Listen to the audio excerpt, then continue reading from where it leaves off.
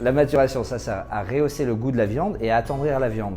Et dans notre maison, on fait une maturation qui est sous atmosphère contrôlée, c'est-à-dire qu'on vient maîtriser la modification des protéines, des lipides et des glucides, et c'est ce qui permet à la viande de trouver son identité, l'identité Paul-Marc.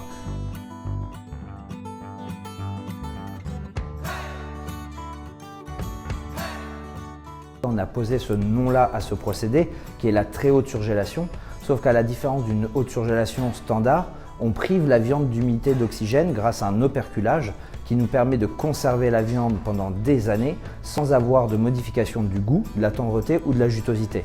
Un exemple tout bête, on a la plus vieille côte de bœuf qui date de 1998.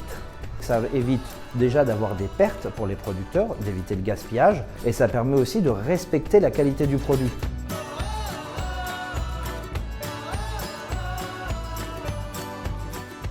J'ai la chance d'avoir hérité d'une entreprise familiale où mon père a eu la volonté, tout comme mon grand-père et mon arrière-grand-père, puisque je suis la 6e génération, c'est de fabriquer sa propre matière première. Donc toute la viande provient de ma ferme. Aujourd'hui, on élève des blondes d'Aquitaine qui sont nées dans le sud-ouest, qui sont ensuite élevées dans le nord-est, dans la Meuse, à Saint-Miel.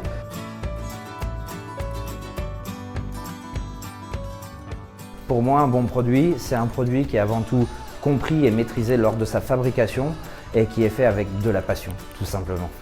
Pour moi, le produit le plus exceptionnel de la boucherie Paul-Marc, c'est le tartare. C'est un morceau qui est fait avec des viandes dites pas nobles et on a réussi à créer cette identité, cette régularité dans un tartare.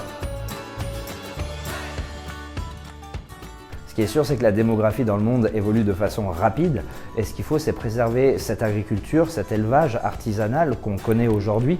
Et ce qu'il faut, c'est que le consommateur soit prêt à payer un petit peu plus cher pour avoir plus de qualité, mais à manger moins. En tout cas, manger de la viande, l'homme en mange depuis des siècles et des siècles, depuis la préhistoire. Et ce qu'il faut, c'est éviter de manger dans l'abondance de façon raisonnable mais qualitative.